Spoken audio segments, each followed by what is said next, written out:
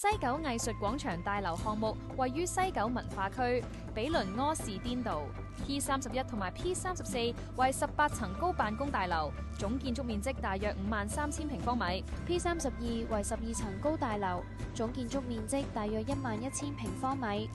由於項目被多座現有高層建築同埋其他建設中嘅項目環繞，地面同空中空間均受限制。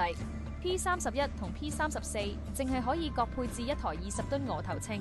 而大樓結構由核心筒同埋超過4000件外框鋼結構組成，總重約7000噸，最大單件超過18噸，幾乎佔用天秤嘅全部吊運時間。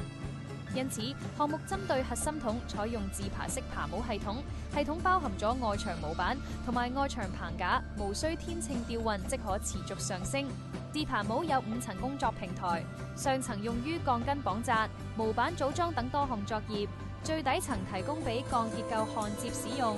讓核心筒同鋼結構得以同步施工，提升施工效率。施工前，團隊前往台灣考察，了解自爬帽施工流程。期間發現，當地因未有預先工廠組裝，施工場地需進行大量拼裝，容易影響進度。因此返港之後，為咗縮短地盤作業時間，決定喺工廠完成自爬帽組裝同埋檢測，再運送至地盤，減少現場安裝工序。P31同埋 P34兩套自爬帽分別由6組組件構成，每組嘅重量達到12至18噸，最少由3組狗臂架作為主要支撐。現場安裝嘅時候，將每組爬帽分成上下2層，吊裝過程使用12米 I beam 作為起吊架，由下而上分2次吊裝，亦都要確保核心筒內部已經設置圍網、圍欄及安裝流邊擋板。爬升前需由合資格人士安全檢查同確認。除操作人員外，其他人員需撤離工作平台，將爬帽下方全面圍封，並設置聲響警示，由專業技術人員在場指導爬升作業，確保全程安全有序。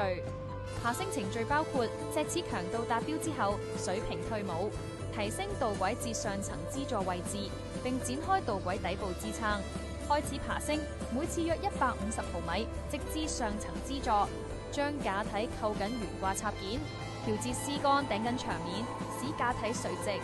以完成整個爬升過程。喺團隊所有人員努力之下， P34自爬帽喺2025年6月23日喺1小時內成功完成首次爬升工作。